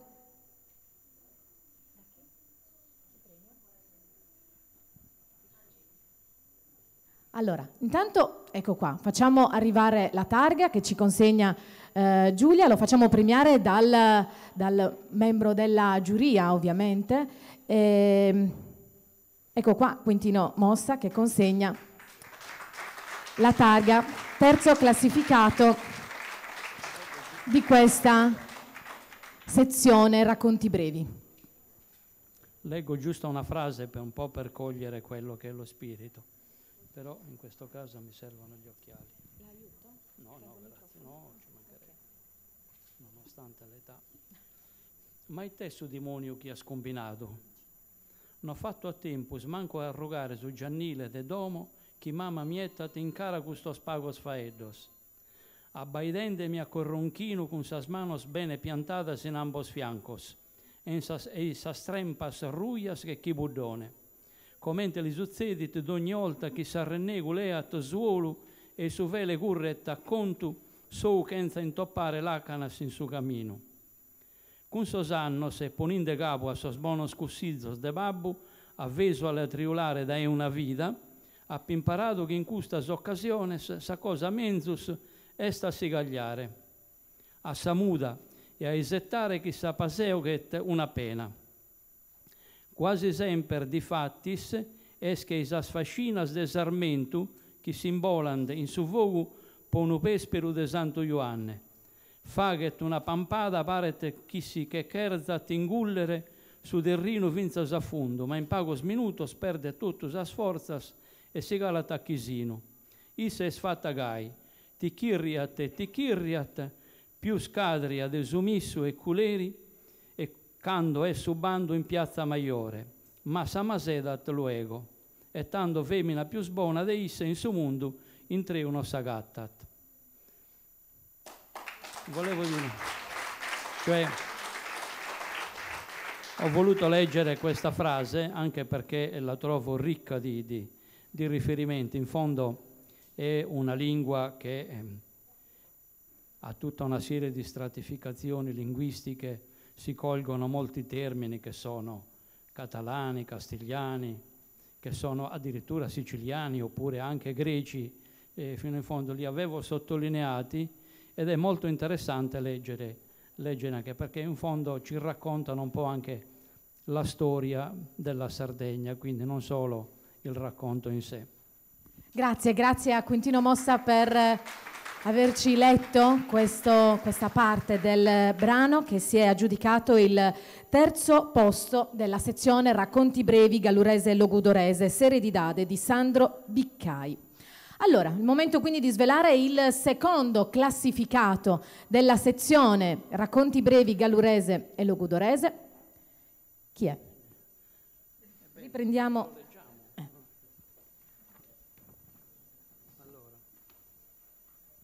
Secondo classificato. Il classificato è Maristella di Maria Antonietta Pirrigheddu, Tempio Pausania. Complimenti a Maria Antonietta Pirrigheddu, seconda classificata di questa quinta edizione. Allora, leggiamo prima la motivazione con la quale la giuria ha deciso che il lavoro presentato da Maria Antonietta Pirrigheddu fosse quello del secondo posto. Il racconto della bambina che parla con le stelle e attende che una per suo mezzo e per lei scenda sulla terra a ravvivare la sua vita inondandola della luce propria delle stelle. È un racconto delicato e pieno di poesia.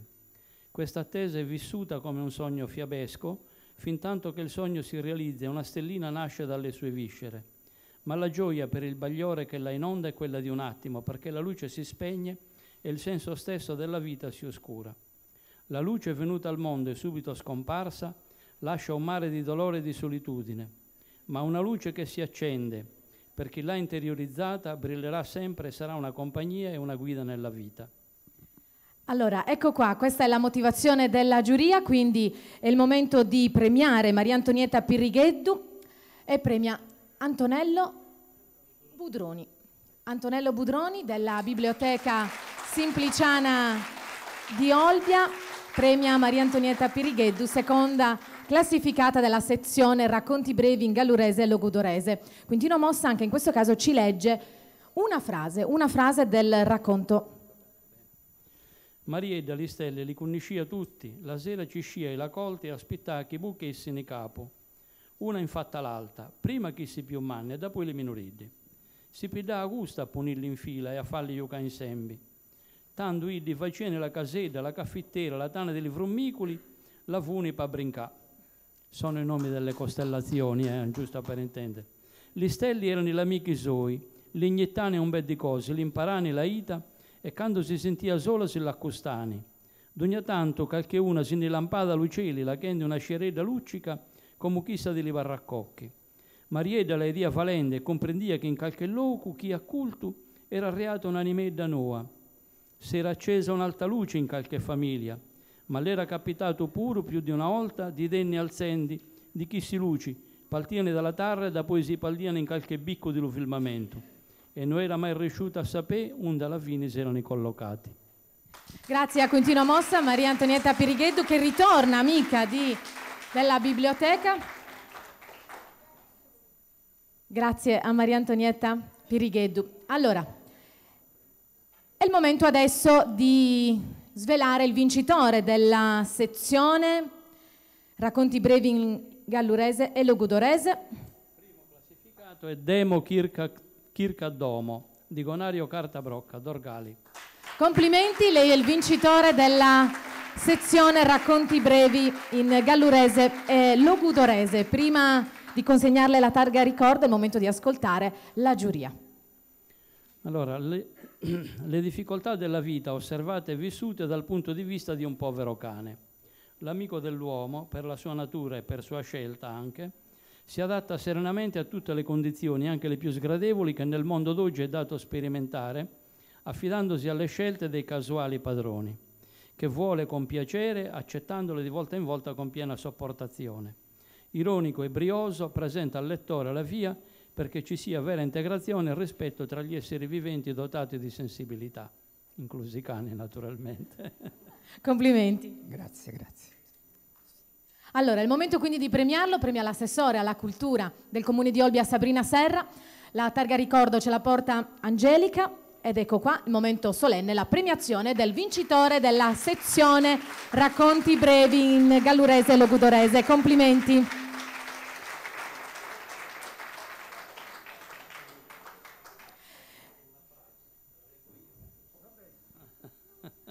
Anche se magari qualcuno dice non è una lettura corretta. Salute buona gente, in antis de tutto pedo scusa. Si carchi umano, si intendere t'offeso dai leggere questa paraula che uno cane che a mimi s'attrivita a scrivere. Mi è piaciuto questo s'attrivite.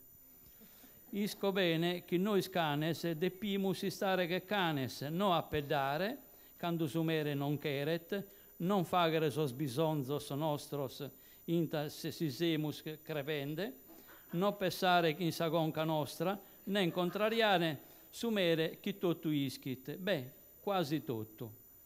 Geo minaro demo, samere mia ma sposto gusto lumene, non pro incurzare sa paraula democrazia e ne manco demografia, ma in onore di Democrito, su filosofo di Abdera, può ammentare sa grecia antica. E sgasi convinta desa missione sua che Kirkat de acculturare inta sammimi e cusso poveritto de suo marito.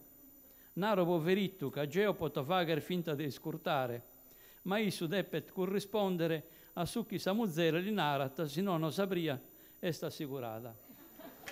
C'è un'altra davvero complimenti, anche molto simpatico, sì sì.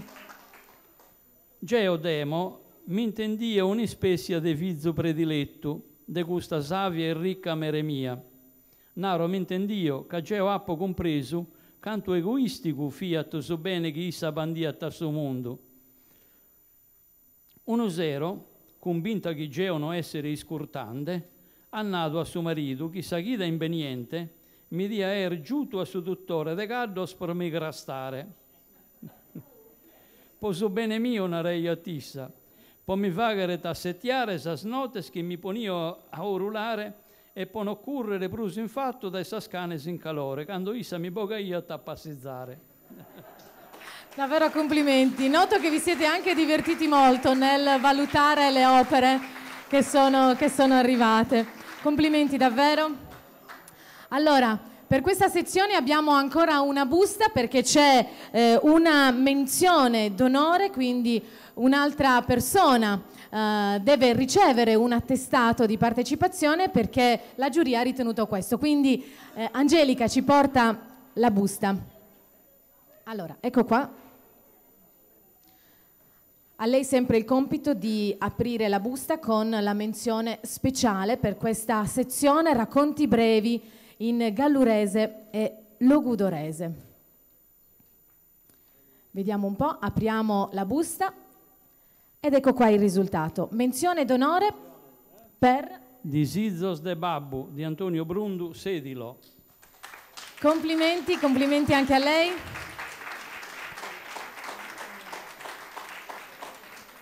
Per lei un attestato di partecipazione che consegniamo subito, consegna Quintino Mossa.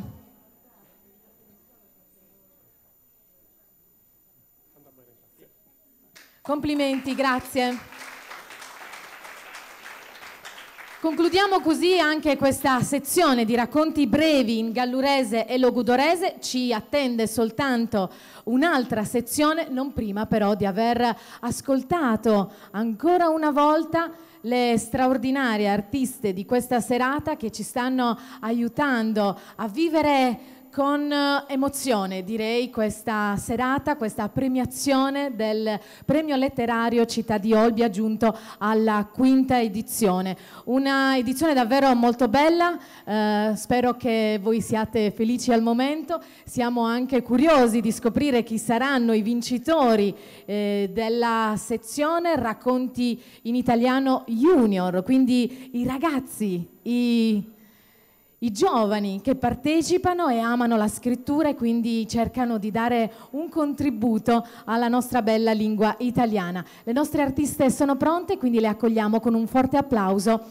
Franca Masu e Shadei Mangiaracina.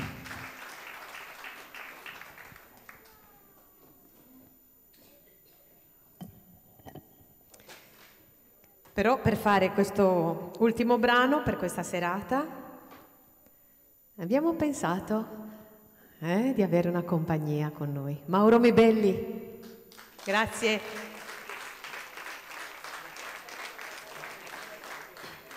E quindi con grande umiltà voglio salutarvi con questo brano che voi conoscete benissimo e che io amo tanto.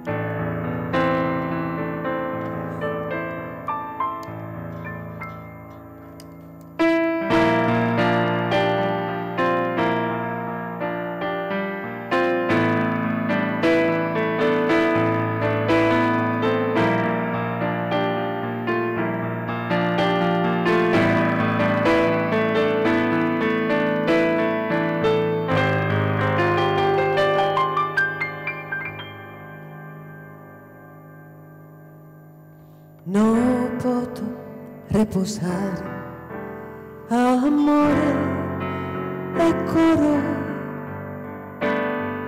pensando a ti e soe, donzi momento,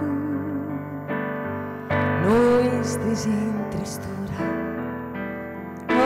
prenda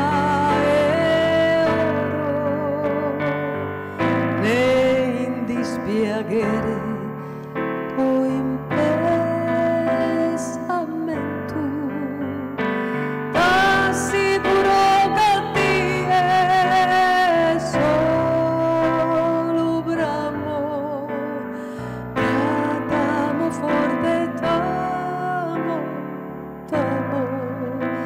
e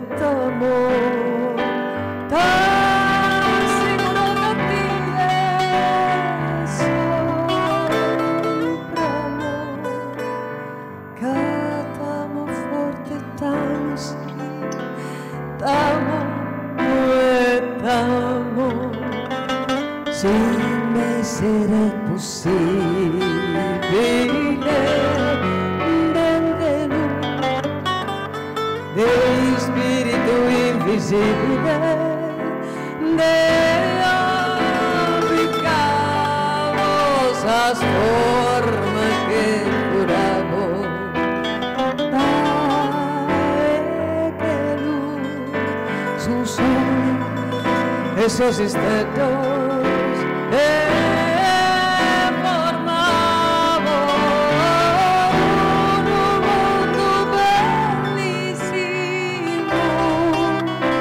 pro poter dispensare cada bene un mondo bellissimo pro te.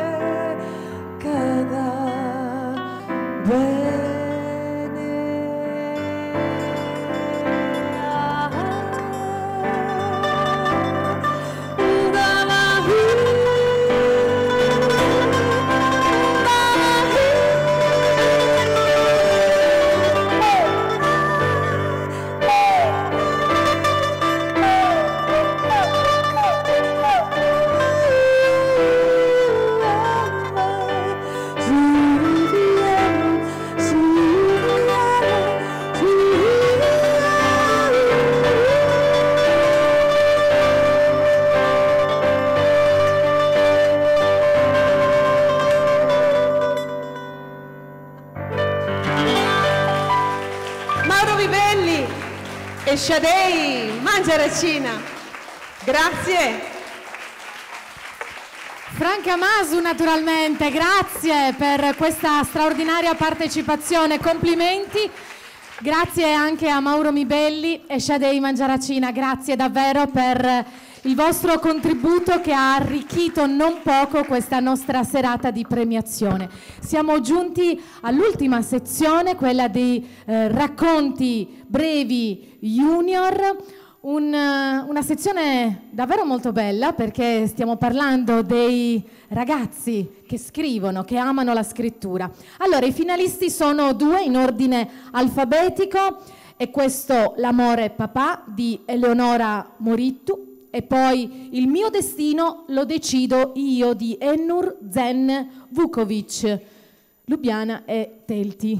Quindi, allora, Presidente Francesco Pala, a lei il compito di dirci come sono stati i brani, le opere consegnate in questa sezione, una panoramica insomma generale.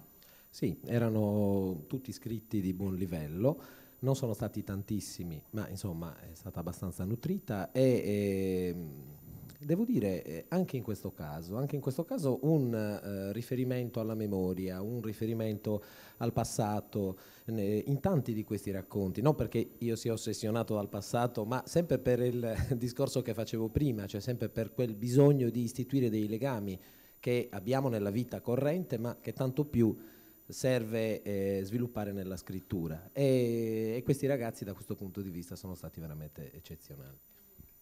Benissimo, e allora è il momento di scoprire chi sono i vincitori, o meglio, chi è il vincitore. Vediamo un po'. Angelica ci porta la busta e al presidente della giuria il compito di aprirla e svelare a tutti noi chi è che si aggiudica il primo e secondo premio della sezione Racconti brevi junior di questa quinta edizione del premio letterario Città di Olbia. Iniziamo dal secondo classificato. Quindi il secondo classificato è Il mio destino lo decido io di Ennur Zen Vukovic. Complimenti, seconda classificata per la sezione junior, davvero complimenti, bravissima. Abbiamo naturalmente la motivazione. È meglio vivere per la libertà o scegliere la sicurezza? Vale la pena patire il freddo e la fame per vivere sotto un cielo meraviglioso e distante, unico privilegio di casta per chi non ha nulla? Domande che accompagnano il girovagare dei protagonisti di un racconto che con garbo e delicatezza descrive la poesia di esistenze piccole ma non marginali. Davvero molto bella, bravissima. Allora, è il momento di premiare.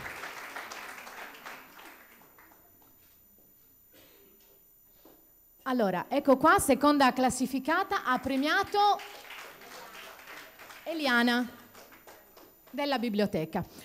È giusto perché il lavoro che hanno fatto tutto lo staff, tutti i membri della biblioteca è davvero encomiabile. Dopo sentiremo anche il direttore. Allora, però, non rubiamo spazio per la proclamazione della vincitrice.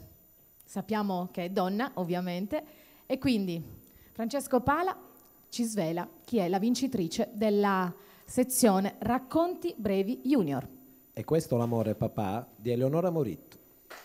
Eleonora Morittu è la vincitrice della sezione Racconti brevi junior. Complimenti, davvero bravissima. Prima di consegnarti la targa ricordo, leggiamo e ascoltiamo la motivazione preparata dalla giuria. 10 anni di matrimonio da festeggiare ed esibire davanti a tutti i parenti. Una data simbolica che chiama a raccolta ricordi, aspettative esaurite ed esaudite, nuove speranze. A suggello di tanto sentimento, fattosi vita, Amanda, la piccola figlia dei festeggiati, richiama l'attenzione di tutti. Vuole mettere in scena l'amore di mamma e papà, servendosi delle sue bambole, Barbie e Ken. Lo farà e niente sarà più uguale. Il lettore è chiamato a confrontarsi con il tema della violenza familiare, con grande misura, senza retorica, con uno stile lineare che unisce competenza linguistica e capacità narrativa, in grado di illuminare gli angoli bui e dolorosi della vita. Complimenti Eleonora. riesci a dirci 2 parole, credo che sia davvero difficile, ma ce la puoi fare. Di solito ho sempre tanto da dire, adesso non mi viene niente di particolare. Va bene così, sono contenta, grazie. Comprendiamo l'emozione che è davvero anche molto bella. Grazie Eleonora, quindi è il momento di premiare, premiamo tutti insieme. Perfetto, allora l'assessore alla cultura Sabrina Serra, il direttore Marco Ronchi, Eliana Marotto, ecco qua. Allora, io mi faccio da parte per dare spazio alla vincitrice e a tutti voi. Mi unisco al gruppo allora.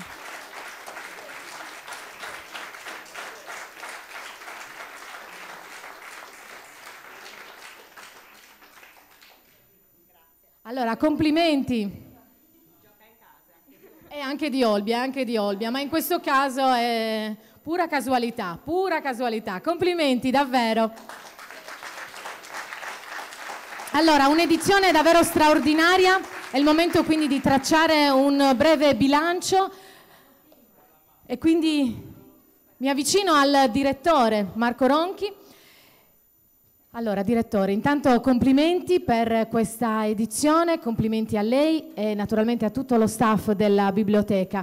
Un'edizione molto partecipata, sia come scrittori che hanno inviato i loro racconti, ma anche come pubblico. Allora, com'è andata? Sì, è andata benissimo, abbiamo avuto tantissimi racconti, una splendida commissione, preparatissima, professionale, ancora una volta all'altezza del compito. Ringrazio il numeroso pubblico che questa sera è venuto ad assistere, a partecipare a questa serata, che tra l'altro invito a un rinfresco che c'è qui al piano terra, nella sala dell'Oberto, invito tutti quanti a partecipare. Volevo dire soltanto un'altra cosa, che le poesie e i racconti premiati in questa edizione, come di consueto, saranno raccolti in una raccolta antologica che verrà pubblicata a cura dell'amministrazione comunale l'anno prossimo. Io ringrazio l'assessore in particolare perché è l'amministrazione comunale, nella persona di Sabrina, che ci dà l'indirizzo, non solo l'indirizzo, ma le risorse finanziarie per poter realizzare non solo questa manifestazione, ma tutte le manifestazioni che vengono realizzate dalla biblioteca.